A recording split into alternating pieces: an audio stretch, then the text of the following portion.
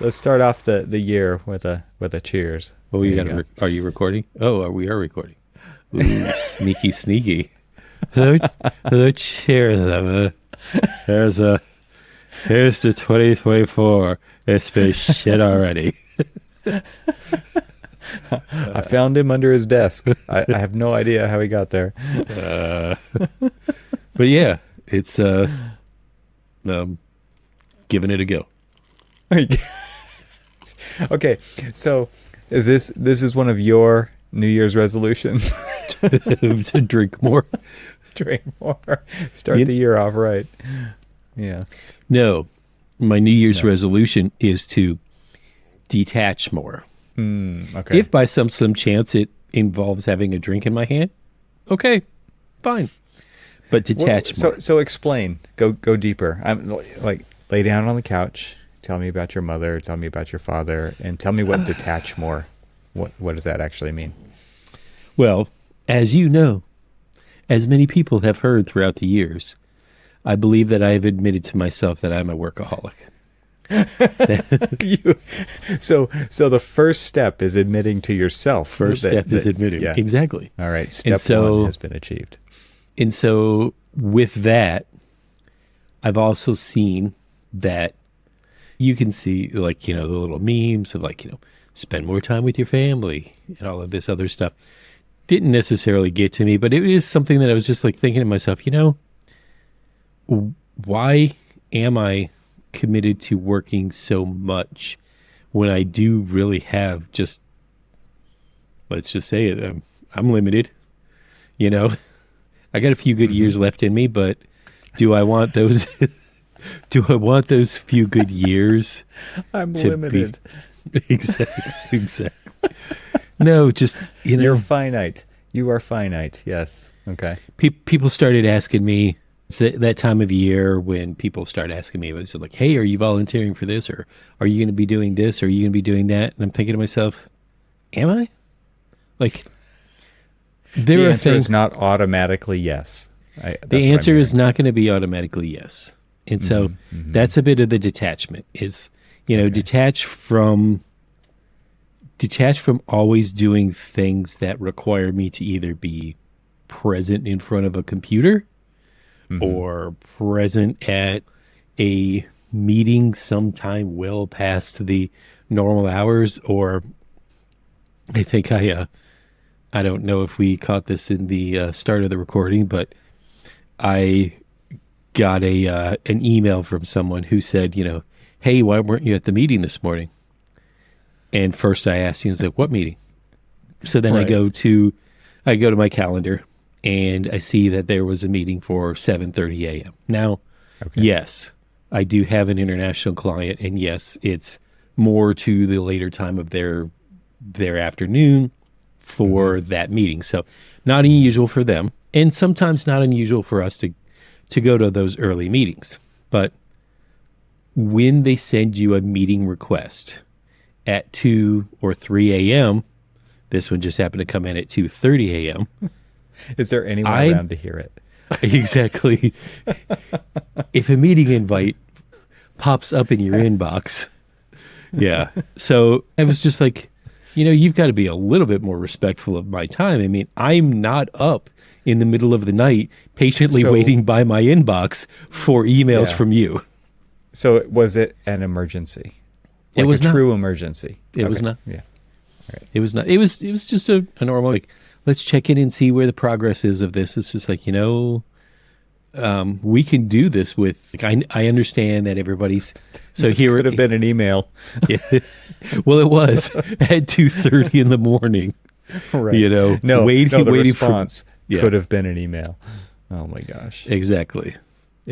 So, yeah, so detaching, sounds like not an automatic yes, maybe an automatic no, unless you're just not willing to go that far, that fast. Because I think that's definitely a strategy. It's like automatic no. No, really, you have to convince me right first. Yeah. It's not just lobbing it over the fence. Why? Yeah. What's the value? Exactly. Yeah. So I'll give you another example. So, my wife and I, were I detached a little early, and my wife and I went to go have dinner in a little town. And if you check out my Instagram, you'll see the beautiful little sunset from that town. And I was walking through the town, saw a couple of architectural offices. I saw some of those kitchen design studios, those bathroom design studios, so there's a, there was a kind of a vibe of some of the high-end furniture, high-end residential and things like that. So there was a trend to do, like, a lot of these stores catered to design trends and stuff. And so we had gone into a couple of them and looked around, said thank you, kind of like left. And Just noticed browsing. that Just browsing. just browsing, just curious, really. And that'll be a different question that I have for you later on. But so then, we're window shopping, walking around town, and noticed that, I looked down at my watch and I was like, it's 5:00. Like I said, I left early, and I was just like, it's 5:00.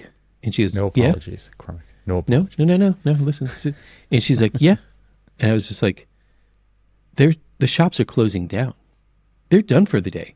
They're going home. Right. What's that? What I- weird fiction is this? I walked past the architecture offices, and there was, I'm assuming that there were some that were up on the second floor of a couple of these buildings, because there was shops down below, hair salons and things like that down below, and architecture firms, on the upper floor. All of those lights were on.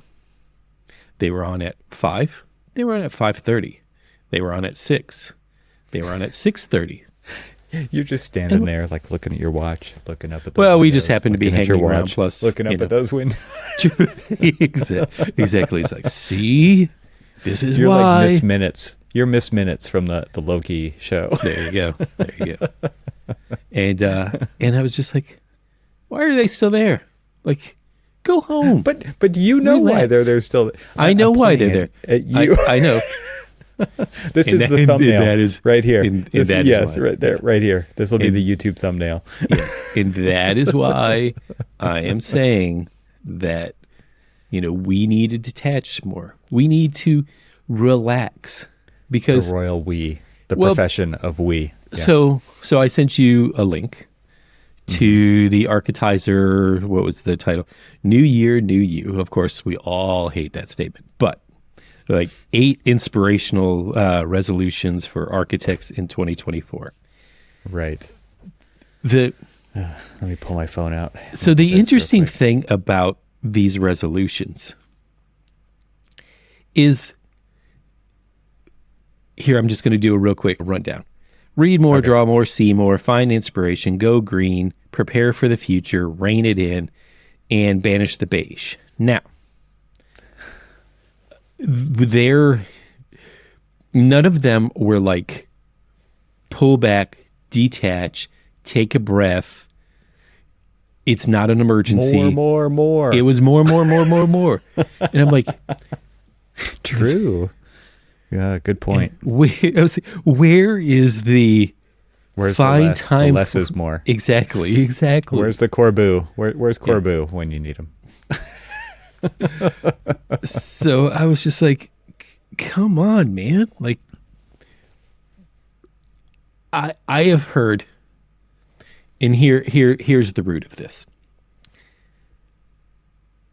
I've heard way too many people my age sick and passing away this last year. Yeah, right. And a lot of it was due to stress, health-related issues due to stress.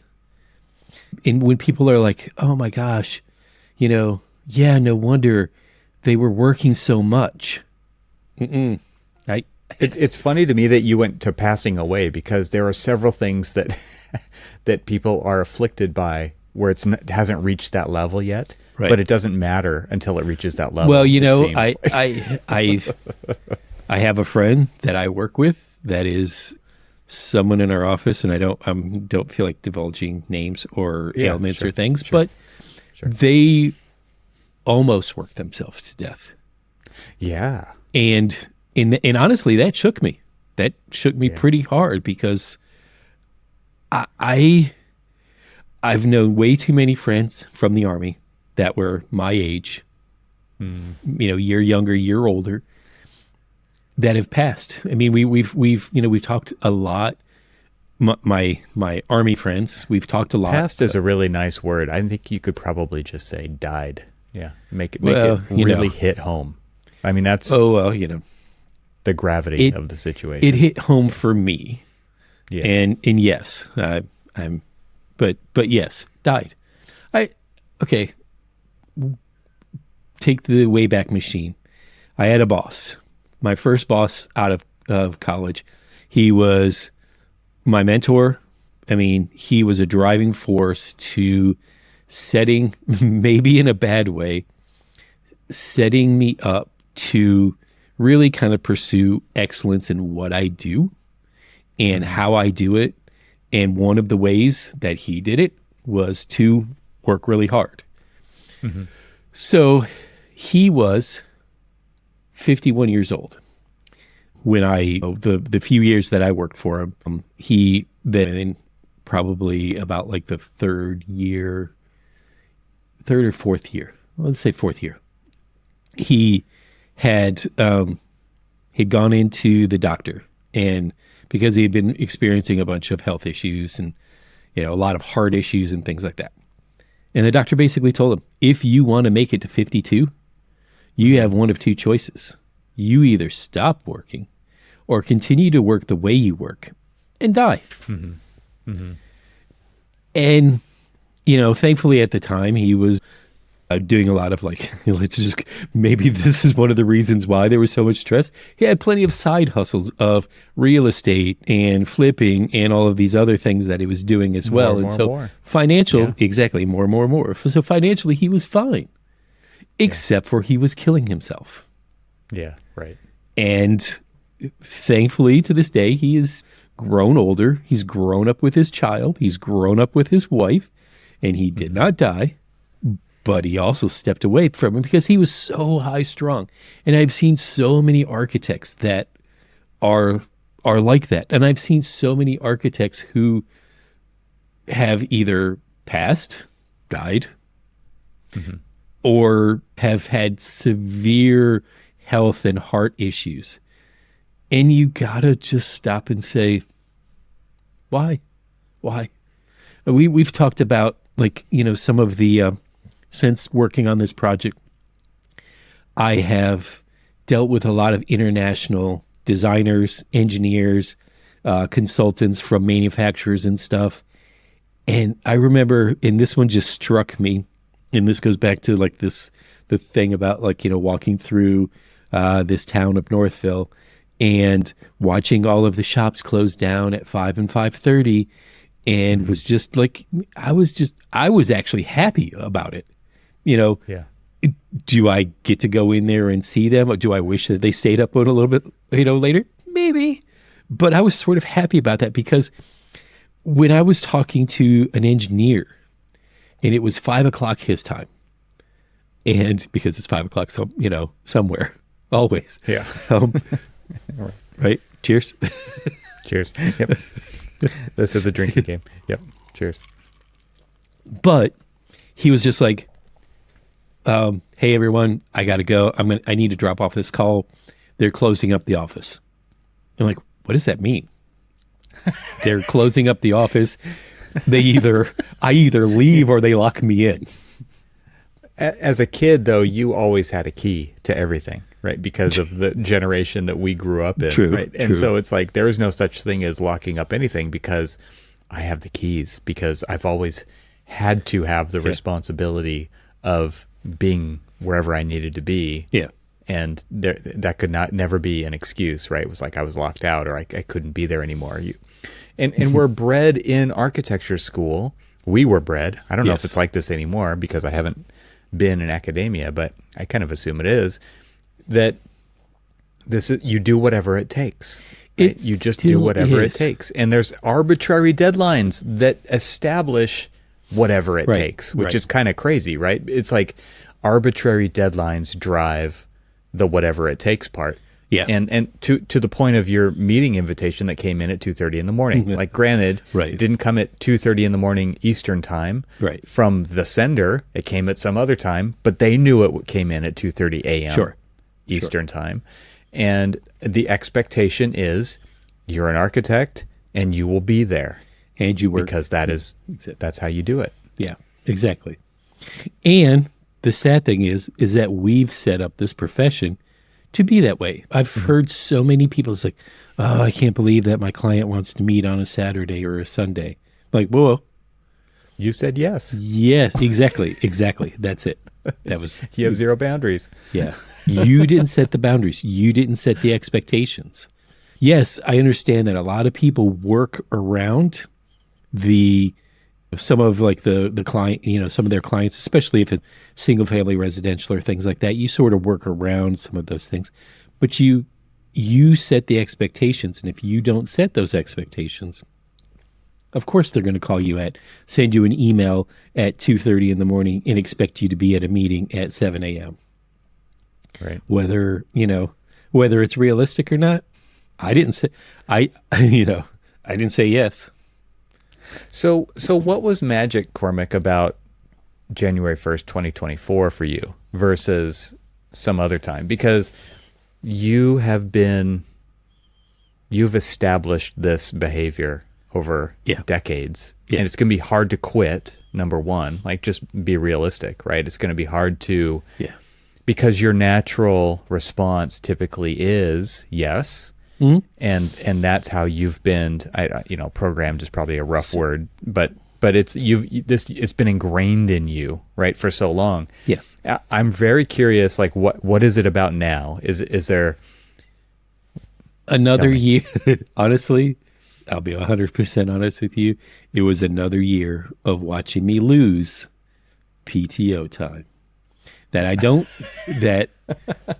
I'm not laughing because it's funny. I'm laughing because like that is a brutal realization that you have to I'm watching internalize. money get flushed down the toilet.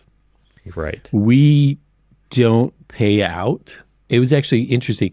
I was having a conversation with my sister who was visiting during the holidays, and I was telling her about losing PTO, and she was like shocked. She's like, and she works in the medical field, and in her doctor's office, if they have, she was like, I never have any PTO time left over. And I'm like, I always have PTO time left over, like a lot of it. And there were people that I knew that were, basically, they went MIA at the beginning of December. It's just like, Lose it. they clocked out for Thanksgiving, clocked back in January. And I'm like, why am I not doing that? Why? Yeah. Because, and it's not to the company's advantage to force you to do Right. that. And Absolutely not. Like picking my words carefully here, right? Because, like, of course, like HR is going to say, yeah, you should take time off. Like, we value you. You need to have balance in your life. Right. But at the same time, Right. like, no one is actually enforcing that to happen. Exactly. And you're not enforcing that to happen, right? And because I watched another year tick by where I would lose, let me just say it out loud. So again, I can come to terms with it. I had 5 weeks. I get to roll over 2. So I lost 3. Wow. Yeah. And That's a lot of time.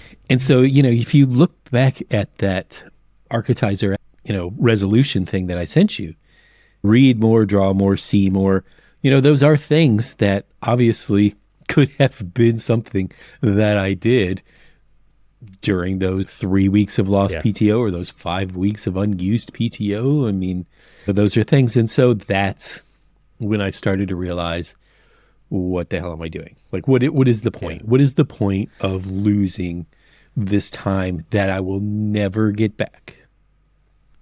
So okay, so let's take the next step in this journey. How do you enforce this? Because it's easy in January Mm-hmm. to say these things, okay? But accountability 6, 7, 8, 9, 12 months from now, you might feel different. Like there's deadlines, those, and so how are you, because I feel like that is actually how this will happen, is you have to plan. You've said this before, right? What's the piss poor performance prevents Prior planning prevents piss poor performance. There it is. There it is.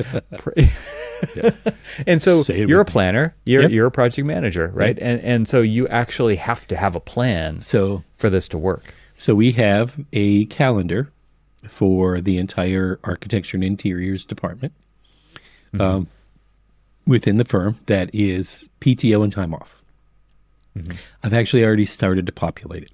I've populated it with time that I would need to, like, say, take my son back to school or pick him up from school, or the volunteering down in the St. Pete Grand Prix, so heading to Florida and watching cars drive around in circles. I'm volunteering at a car race. Exactly.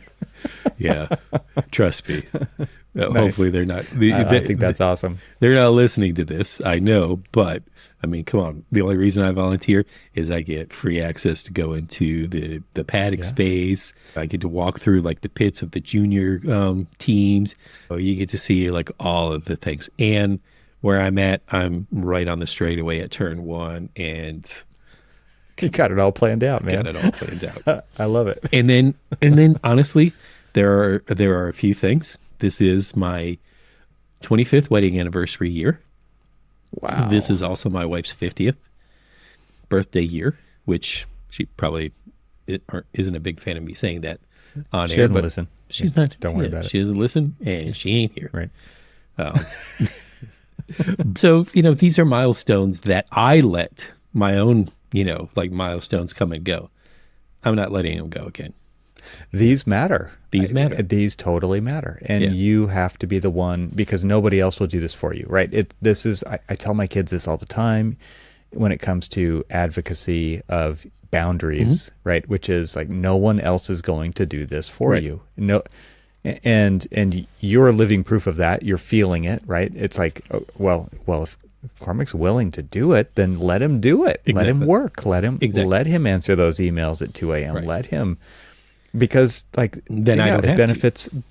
But your employment agreement, which I think is kind of the underlying structure here that everybody should recognize, it's a legitimate thing, is that they get you for 40 hours per week. And I know that is not like an architectural professional expectation. It is more than that. And it's, it could be anywhere from 10% plus more than that per week. Right. But at the same time, like that is the actual employment agreement between you and the company. And so you have to negotiate and figure out what that is. I just think the hard part is that you've established your boundaries over a decade or whatever, 8 years, however long you've been there, 5 years.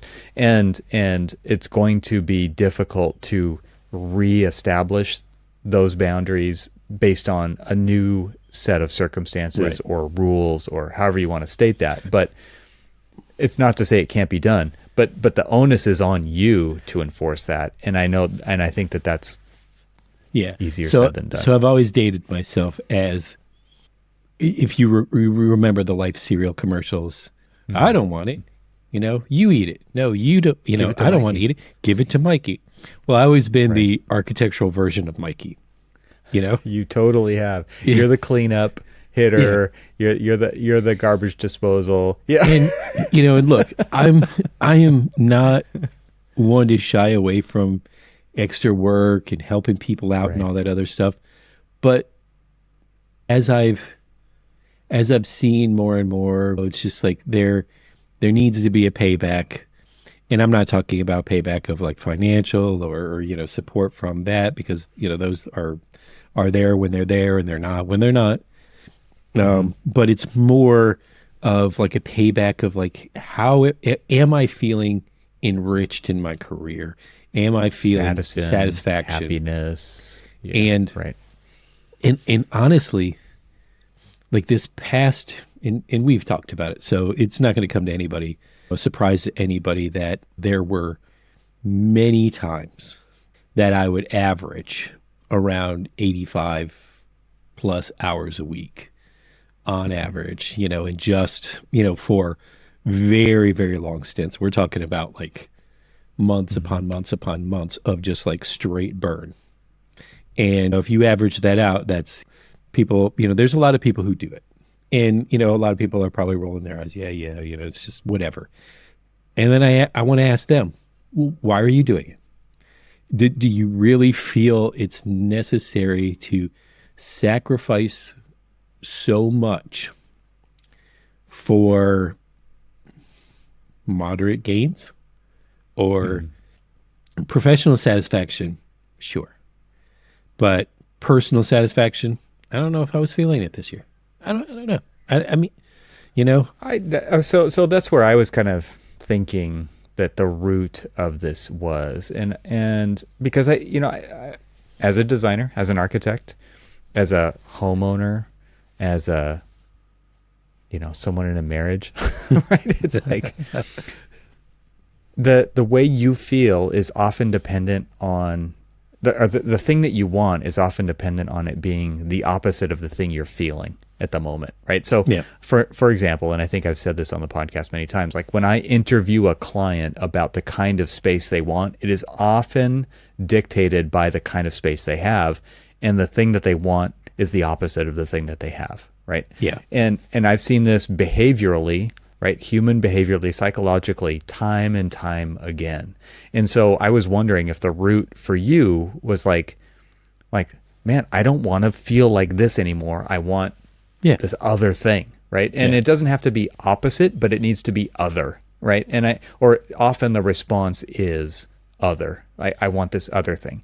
And so the pendulum swings, right? Yeah. The pendulum swings from extreme to extreme, and hopefully you'll find like the happy middle ground, the sweet spot. I mean, that's probably a better way to say it, right? Which is so like if you do the sacrifice when you absolutely need to do the sacrifice, but only when you absolutely need to do the sacrifice. Like none of this artificial sacrifice stuff. Yeah. So if we're looking at like the pendulum here, and here's one swing, here's the extreme, and then you're looking for that middle. If I existed for so long way up here, I mean, on one side, burnout, I'm just going to admit it right now, burnout is real, and burnout was something that I absolutely experienced over the course of the last year plus. And I don't want to hold any kind of regret or resentment or things like that. And then I got to the point where I was just like, the only person that I hold as like regret or resentment to is me for letting me do it to myself. Yeah, I think that's totally appropriate, right? Because what good would it do to hold resentment for anybody else, right? When you're not advocating for yourself, right? Exactly. If you, again, no one else is going to do this for you. You have to set the boundaries. You have to do that. So I'm looking forward to seeing how this progresses, because the accountability is the hard part, right? I like actually coming back to this as those things come up. And saying no, like one thing that Steve Jobs said that really stuck out to me was like, at Apple, there's 1,000 no's for every yes. And that is what the difference is between mediocrity and excellence. Yeah. Right. And you can apply that to your satisfaction and to your happiness. Right. Because I think the thing that you saw was you were showing the pendulum diagram with your hands on the video here. And you were pinned on one side of that. Yeah. For what gain, right? Because if the firm doesn't have a good financial year, it is for nothing when it actually comes to where if you could qualify a gain there, right? If it was monetary or whatever. Sure. If you don't realize that, then it's like, was it worth it? And it's interesting how we all gamble with our time, with our career, because that's what you're doing, right? You are gambling that, you're risking that up front for a potential And that potential future could be a zero, right? Yeah. It could be nothing. Yeah. And that is kind of a, that's a difficult lesson to learn. But when it happens, I think that does cause you to kind of recalculate. Yeah. And so there you go. Yeah. The because anything can come out of the detachment, reinvigoration, kind of like just breathing new life into the appreciation for what we do. Like all of these things, getting out and just experiencing and seeing things and just seeing how other people operate, seeing how, like, just seeing. So like the Seymour in Architizer's article, I mean, yes, Seymour, because how much we've talked about in the past, how much experiencing different places, experiencing different architecture, different urban environments and things like that really enrich our understanding of how other people do it. Right. And so, I'm not going to give myself a list of things. I'm going to give myself a task, one task. Yeah. That's all I'm giving myself. It is not a resolution. It is not anything else. It is Cormac, detach. Yeah. I was just looking for this. I like that because it's like, it's something easy for you to resolve back to over and over again. And you could interpret that different ways over time. The Absolutely. word detach. And you can figure out what's appropriate. I'm looking for this. It's not really a meme, but it was just an Instagram. I don't remember if I sent it to you or not, but basically it was like, you are trained in school to do what? Study. What's the next word? Hard. Yeah. Study hard. Okay. You get into a career. What do you need to do? You need to work hard. Right. And it's like, okay, when does the hard part end? Right. And when do you get to enjoy what you do? And when are you satisfied? And when are you joyful doing it? And when do you look forward to doing it? And it's like, it's weird because it's like this mismatch, this misalignment of, you need to learn this way. You need to practice this way. And that may not match your personality, and that may not match your responsibilities that you've made outside of your career, and that may not match expectations with a spouse or with family members or with trauma that happens, or, everybody's dealing with all of these other things that are completely unseen and should not require an explanation to somebody else. It's like life happens, and life is messy, and there's all kinds of things that potentially could be happening. I thought it was just such an interesting, wake up call maybe is a little too strong of a word, but it's a great perspective to see. And it's like the kind of thing you want to put up on the wall. It's like, you need a constant reminder so that you can make it through the year, and you can try this other way and see where you land at the end of the year, and then make an adjustment. If you want to use like that annual calendar kind of, metronome to this kind of a thing, I think that you need something to keep bringing you back. And just remember, like, okay, let's keep trying this. Let's see, because we can adjust and we can pick the cadence at which we want to adjust. But so a year makes a lot of sense for that kind of a thing. And, I want to kind of make it clear that detaching isn't an apathetical approach, right? It isn't something that's like, oh, he's just kind of giving up and he's just going to do this or that.